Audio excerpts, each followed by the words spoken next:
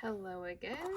Today is for two quadratic equations. We're going to talk about all different ways to solve quadratic equations for their roots. So a quadratic is a polynomial equation with a degree of 2. You should already know that. Okay. 4 ways to find the roots or the zeros of our quadratic equation. All right. We're going to use this example for all of the examples. So, number 1, solve by graphing.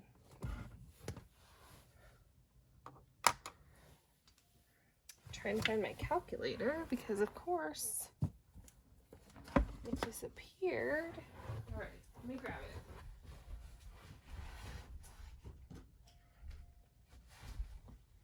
it. Okay, solve by graphing. So, I'll need your handy calculator. Hopefully you grabbed it while I was grabbing mine. And we are going to put this in the calculator. So we got x squared minus 6x minus 16 equals 0.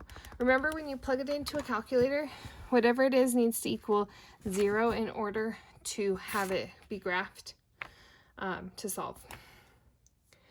All right, so there's our graph. So we could trace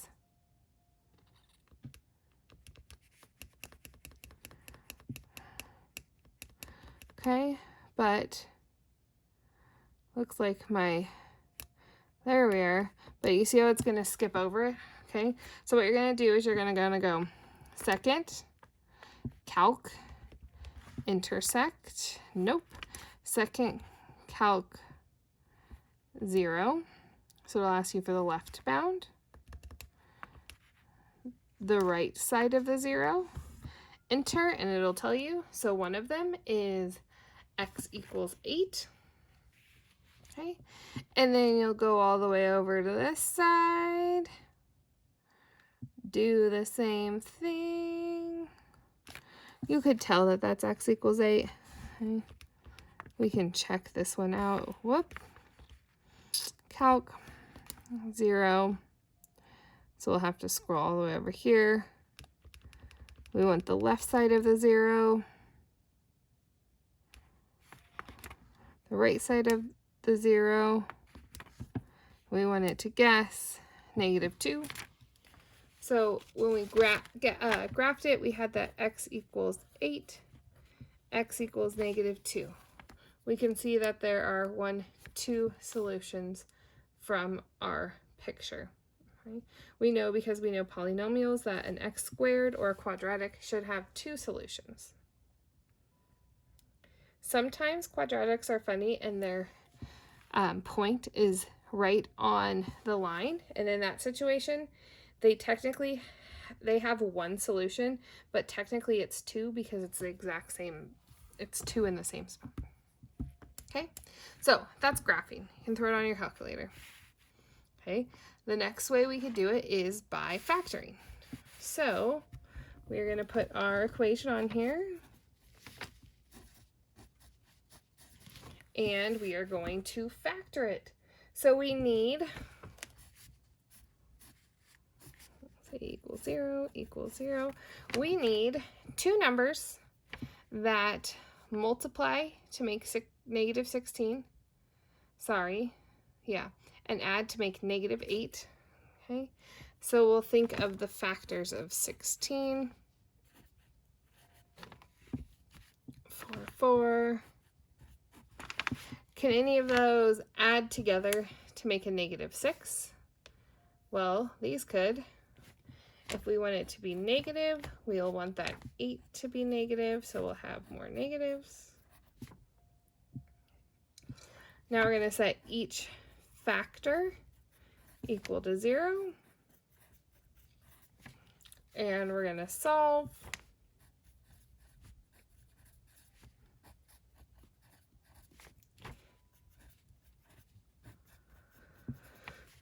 For answers of x equals 8 and x equals -2, which we got up here on our graphing, so we know that's right. Okay. the one thing with factoring is that it's not always easy to factor, because sometimes when we factor, there's weird numbers or the numbers don't come out nicely. So another way we can solve is by completing the square.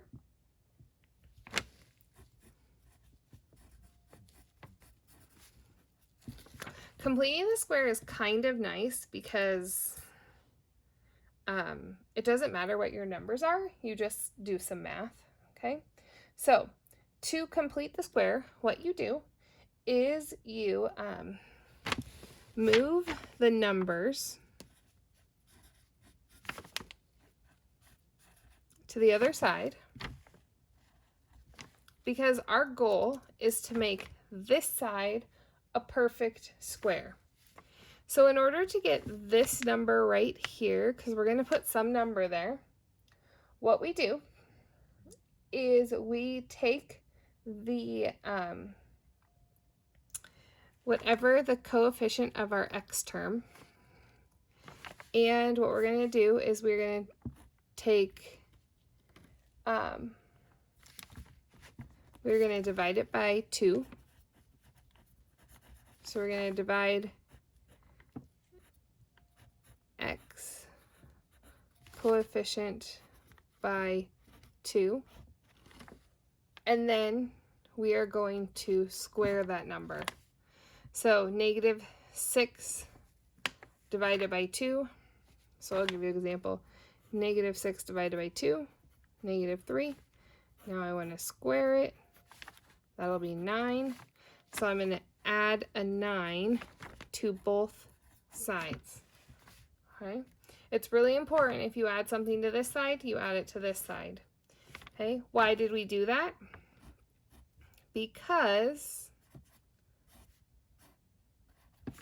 we made a perfect square over here. Okay? What number is going to be your perfect square? Oh, I had a note over here that we need to add that to both sides. Just an extra note for you. Okay. How do I know what goes in that parentheses? Well, this -3 was this -3 right here, was that number divided by 2. So now I can solve this equation to find out what, I can solve this, all right? So I'm going to square root both sides. I'm going to have x minus 3 equals, when you square root, you need to put a plus or minus. The square root of 25 is 5. So we have x minus 3 plus or minus 5. So that means we have 2 equations that we need to solve. We need to solve that x minus 3 equals 5 and x minus 3 equals -5. So now we're going to add 3 to both sides. And we'll get x equals 8, x equals -2. The nice thing about this example is when you added right here, this became a nice pretty square root, so it made this easy. Sometimes it's not going to be a pretty number. All right, and then the quadratic formula, which is -b plus or minus the square root of b squared minus 4ac, all divided by 2. This plus or minus right here is going to make sure you have 2 answers. Nice thing about the quadratic formula or the quadratic equation is that you are always going to be able to get an answer. It sometimes is going to be a little bit more work to solve. For the most part, you can pick what method you like if it doesn't say, but in this lesson specifically, and I know on your test, it's going to say solve using this method. Okay, so you need to know how to do all the methods. This right here would be A. So this number here, this number is B, this number is C. So we're going to plug it in. We have negative b, so that would be negative 6. So we'll do 6 plus or minus the square root of b squared, so negative 6 squared, minus 4 times 1 times negative 16. All over 2 times 1. Okay, so now let's solve. We got 6 plus or minus the square root of negative 6 squared is 36. 4, I got another negative, so it'll become a plus. 4 times 16 is going to be, I'll grab my calculator because I'm lazy. It's okay. 64, all divided by 2. Now we'll reduce 6 plus or minus the square root of 100 over 2 equals 6 plus or minus 10 over 2.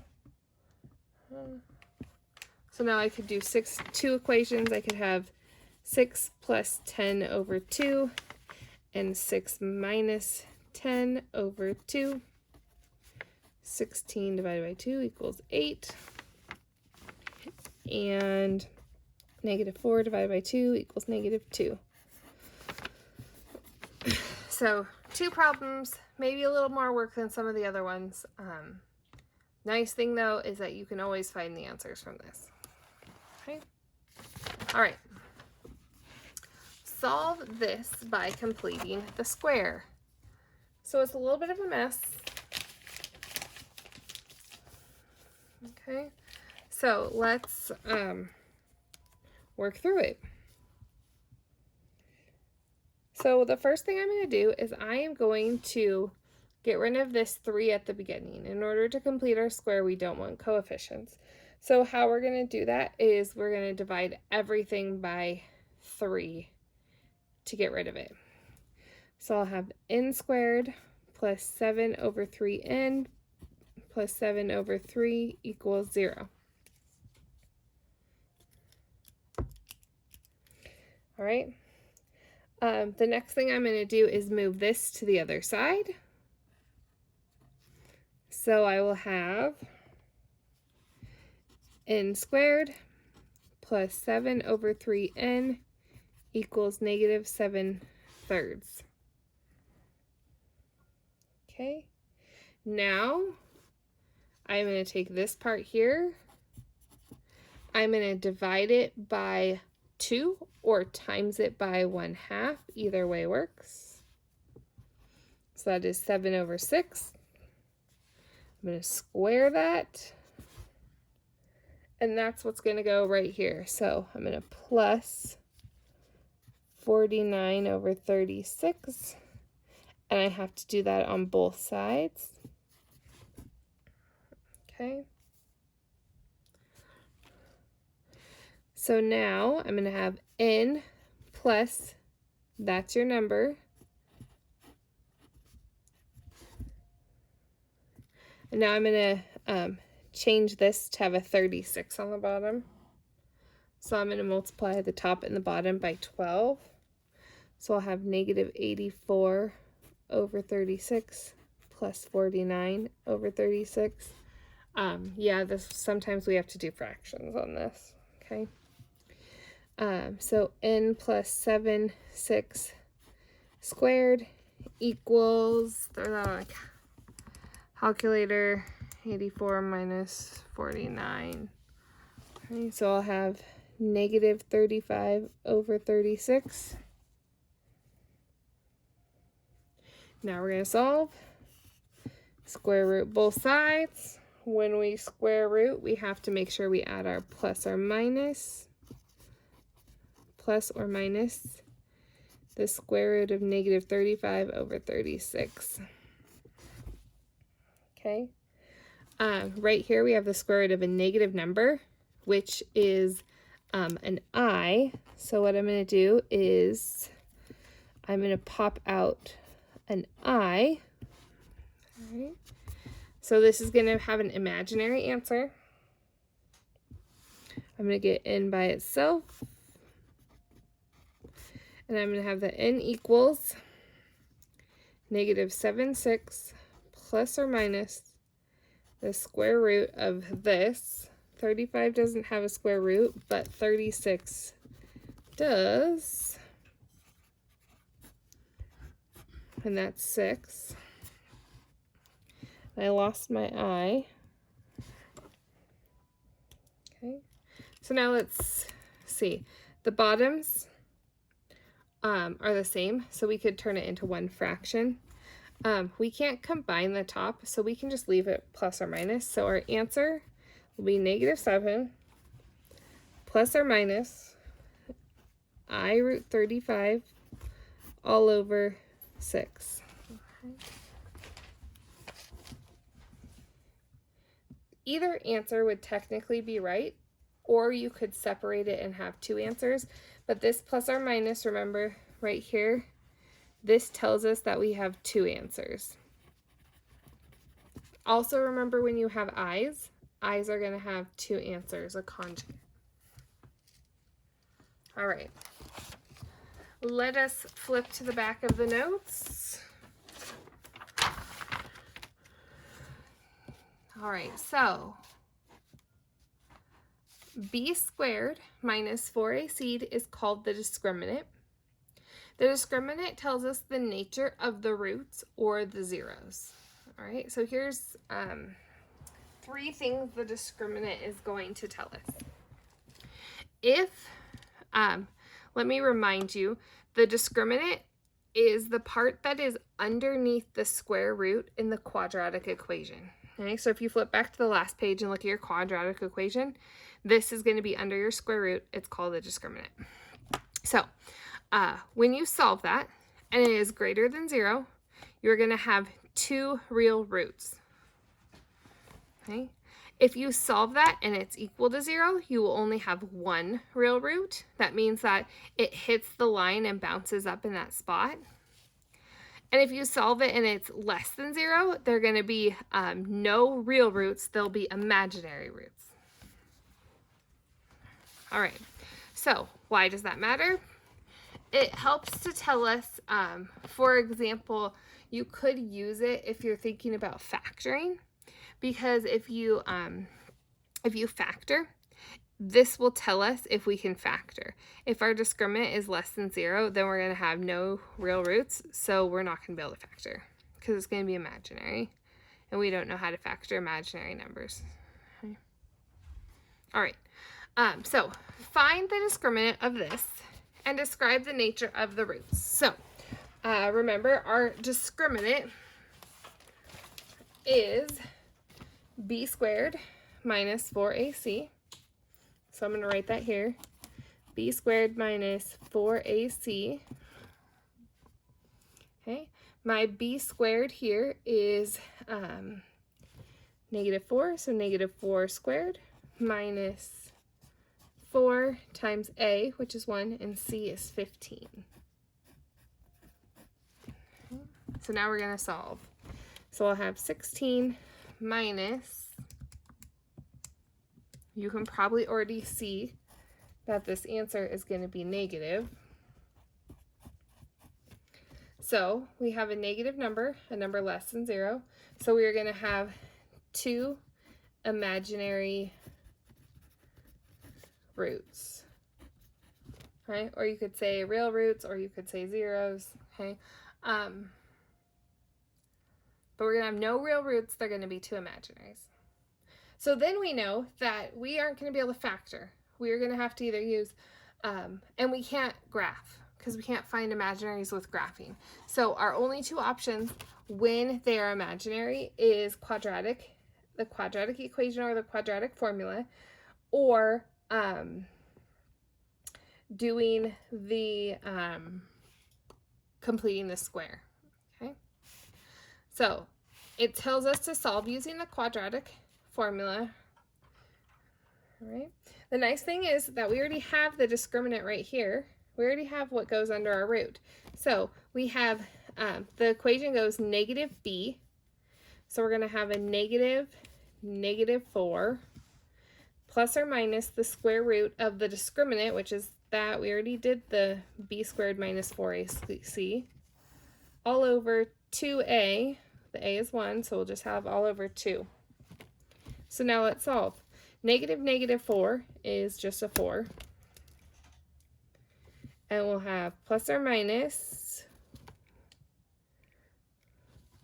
okay, that has a negative in there, so we're going to give it an I.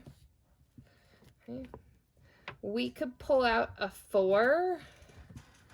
Let's just show you. We want to see if there's any perfect squares in that number so we can reduce. And we notice that 4 times 11 is a perfect square, so we could do the square root of 4. So I will have the square root of 4 is 2. So I can say 2i square root of 11 over 2. And then we can divide both of these pieces by 2. So I'd have 2 plus or minus I root 11. And that's going to be my answer. You can leave it like this. You don't need to write out 2 answers. This tells us there's 2 answers. All right. These roots are called complex. These roots are complex numbers because they have an I in them. A pair of complex numbers in the form a plus bi and a minus bi are called conjugates. All right. So right here, these are conjugates because they have that negative, but the rest of everything else is the same. So here's some examples. I and negative I are conjugates. Negative 1 plus I and negative 1 minus I. Only thing that changed is the sign. Negative I square root of 2, I square root of 2. Okay. You'll notice that all we're doing is changing the sign of the I to a plus or a minus. So 2 plus I square root of 11, 2 minus I square root of 11. Those are conjugates, right? That's why these right here, these negative and positive, those are also conjugates. To make them a conjugate, you only change the sign of the I. All right, last problem. It says solve this using all methods. So let's work through this one more problem together to see all those methods. Method number 1, graphing. Let's throw it into a graphing calculator and see what we can see. Okay. So when we graph this lovely equation, we see right here that our equation doesn't cross the x-axis. There is no roots or zeros on this. So what do we know from this picture? We know that our roots are going to be imaginary, right? So we can't solve by graphing.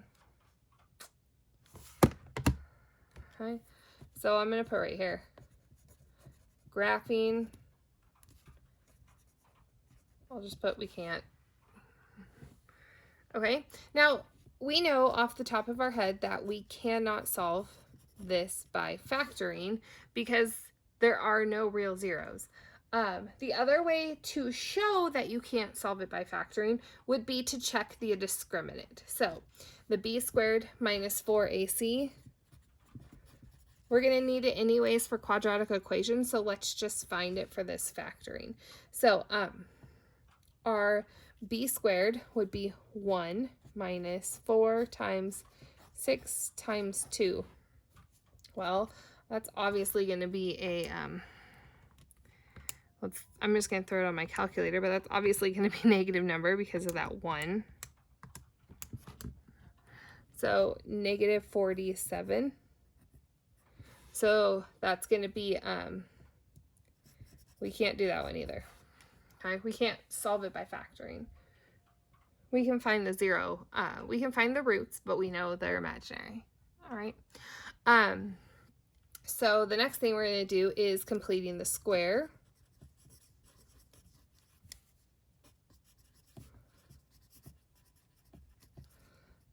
And then over here we'll do the quadratic equation. I'll call it something else since above I called it formula. Okay, quadratic equation. All right. So completing the square. Let's try that out first. So we have 6x squared plus x plus 2 equals 0. You can't have a 6 in front, so we need to divide everything by 6. I'm going to say actually 1/6 so that doesn't get confusing to us. And then 2 divided by 6 will be 1/3. We're going to move our 1/3 to the other side. Okay. Our 1/6 we need to multiply by a half or divide it by 2 and then square it. So we will add 144 to both sides. Right. This is going to be what goes into my perfect square. I'm going to have to figure out, we got to change this. So I have, it goes into it 148 times.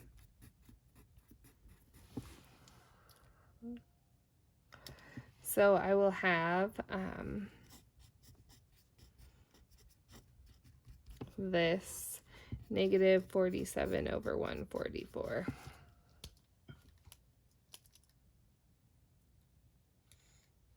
Okay, now let's solve. So I'm going to square root both sides. This was something that was actually missed quite a bit on the test. So remember, when you square root, you have to plus or minus. There's a negative, so we got to bring out an I. 47 off the top of my head doesn't have a, it's not a perfect square, so we'll play with that in a second. 144 is, that's 12. Okay. We'll subtract 1/12. So x is going to equal negative 1 plus or minus I root 47 over 12. I combined them because they both had 12s on the bottom. Okay. We got to think, is there any perfect squares in 47?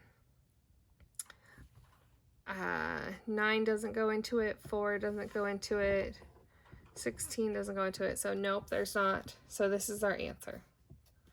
Okay, kind of messy, kind of a lot of work. Let's look at it with the quadratic equation now. So negative b, so negative 1 plus or minus the square root of the discriminant, which we already did, all over 2a, so 2 times 6. I'll work down just because I don't have a lot of room. So I'll have negative 1 plus or minus, so square root of 47 we did below, doesn't have anything, but we can pop out an I, all over 12, and it looks like there's nothing else we can do, so that's our answer. Which one of these in this situation do you think would be the easiest? Taking a look at it, I would say this one. Okay, quadratic equation in this case would take less work. It would be easiest. I would, sometimes the completing the square is handy. When there is a number in front, I would avoid completing the square unless they make you, because then you're going to get stuck working with a lot of fractions and you can just throw it into the quadratic equation. But I know that they are going to make you complete the square sometimes, so you do need to know how to do it. Okay? All right, homework. Page 219, 12 through 32 even, and 45. These, the answers are posted in Classroom, so please feel free to use those as needed, and don't forget to check your work. Have a fun time.